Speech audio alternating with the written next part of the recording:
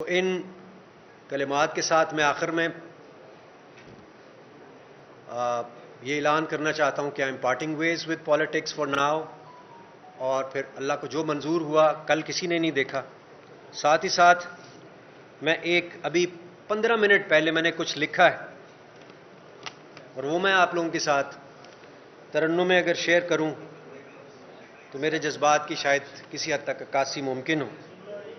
जो राहे हक पे, जो राहे हक में चले गए, उन पे दिल वारूं जां वारूं, इस देश के उन रखवालों पे मैं क्या वारूं क्या ना वारूं। हम मस्बत सोच के हामिल हैं, हमको बस इतना कहना है,